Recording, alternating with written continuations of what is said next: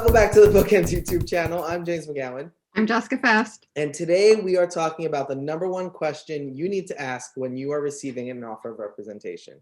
Yeah, we know you've got a lot of questions from a lot of different lists, but in my opinion, humble or not, this is the number one question you need to ask. Yeah, and just to be clear, in addition to all those other questions are great questions and you should still ask them, but this is like the whole shebang. Well, I mean, we always encourage authors that when you get an offer of representation, the most important thing you can do for yourself in your career is to leverage that offer to interview as many offering agents as possible, or as you are comfortable interviewing, to find the right agent for you. Right. And the one thing that I think we say a lot and other agents say a lot is trust your gut on this. Yeah. But we all know, everybody's like, what does that mean and how do I know? And I think this question really sort of gives you the answer that will make your gut fly or die. Yeah, it's your benchmark. It sets everything into perspective for you. Yeah. So what is the question? We should stop beating around the bush. But it's so much fun. Tell them, James. Okay. You want to know the agent's vision. What is your vision? And that question is twofold. Like, what is your vision for my career? And what is your vision for this book that you are offering representation on? And this question might be answered just through the conversation with the agent. You may not have to actually ask it, but you have to make sure you talk about it, whether it comes up organically or you ask head on. Yeah, and the important thing to know is that you might have that perfect answer in your head, but every agent is going to kind of give you a different response. And you don't know, I think once you start to hear it, you'll know what you're looking for. Yeah, and so I guess the first thing is, what do we mean by vision? Yeah. So by vision, it really is what it means. How do you see my book? Right. And then how do you see my career? So in terms of book, vision could be the genre you see it selling in. It could be, and it could be all of these things together, truthfully. Right. It could be genre. It could be houses you see submitting to. It could be revisions that you see need to be made or should be made. I guess those are probably the three things. Do you think I'm missing anything? No, that's probably the most important three. So the conversations you should be having with an agent when they offer representation should be, I think first and foremost is, do you see the need for any revisions from my book? Now, no agent is going to whip out, their full list. Right. But they should be fairly detailed enough that you have an idea of how much work might be entailed and whether it feels like something you're willing to do and able to do. Right, especially because nobody wants to be blindsided by that. So you should have an accurate representation of what you have to do. Yes. And, I've had conversations with authors all over the place on this. I called an author once and offered representation and said, I loved everything about the mystery, but the hook. Would you be completely willing to keep the plot, the characters, the general story, but change the hook? So in this case, I think it was a club of women. And I said, I know for a fact and from experience, publishers aren't going to buy that. Could we change it to like a poker group or something that had a little, and we did, and we sold it. And she was completely open to that. But I had to have that conversation with her up front, because if she was really attached to the club she had written, it wasn't going to work. Yeah, that's a good way to get off on the wrong foot, by just not giving the full breadth of what needs to be done to send this book out.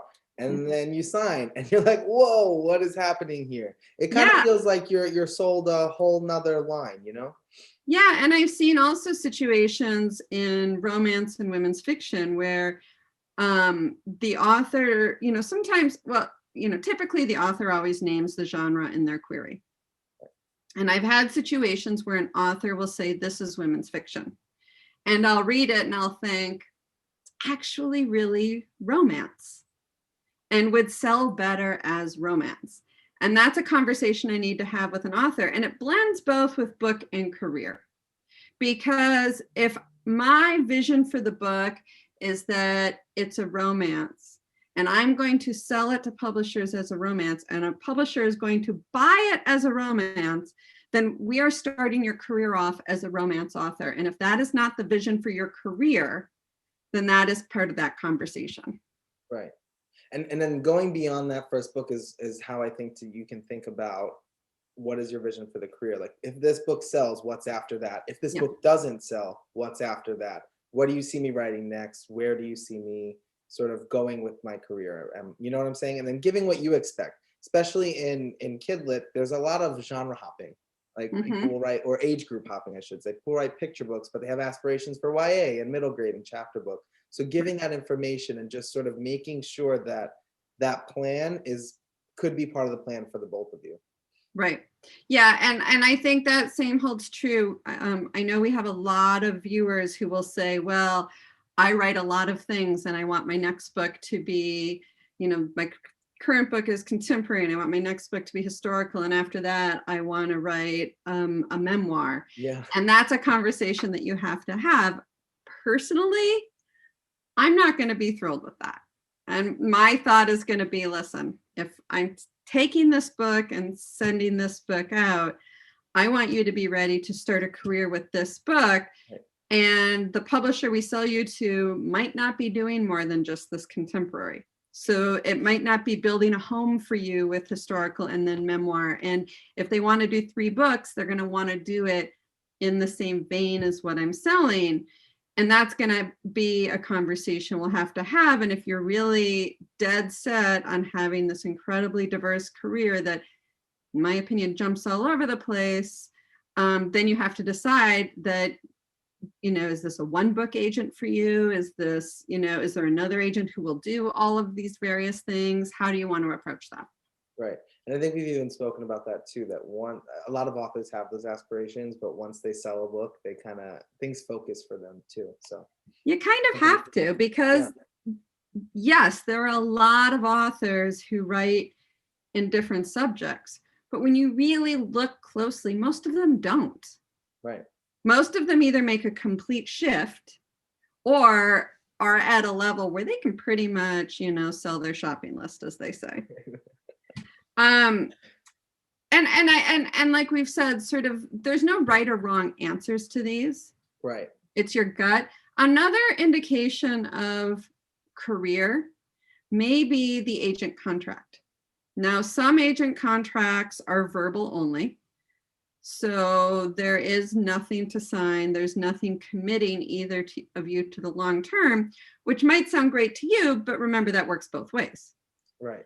Some agent contracts are only for 1 book and only for a specific term, maybe 1 year or 2 years, and then the contract terminates and you can both do whatever you want. Again, that may be exactly what you want, or you may want somebody who's a little more committed. And then the third type of agent contract that I'm going to talk about, there may be more that I don't know, is sort of the career contract. It's the one that signs you for this book and hopefully your next book and any books you agree on in the future. There's always a termination clause. There's always a way out of these contracts, and we can discuss that in another video. But if there's not, just to say it here, that's a red flag. But I think asking, part of the agent's vision could be very much in line with the type of contract. Yeah, that's a good point. I hadn't thought of that too, but just asking that one question can kind of narrow in where they see your partnership going. Right. And, and then I think an important part of this vision question, and you touched on this, is if this book doesn't sell, do you tend to terminate relationships or do we continue on? There are a lot of variables to that in any situation, but I think it's fair to say that a lot of times the first book, maybe not a lot, but there are fair number of times that the first book doesn't sell. Right. It's not. No, it's not. But the agent's ability to then take the next book and sell that is what you want too. Agreed.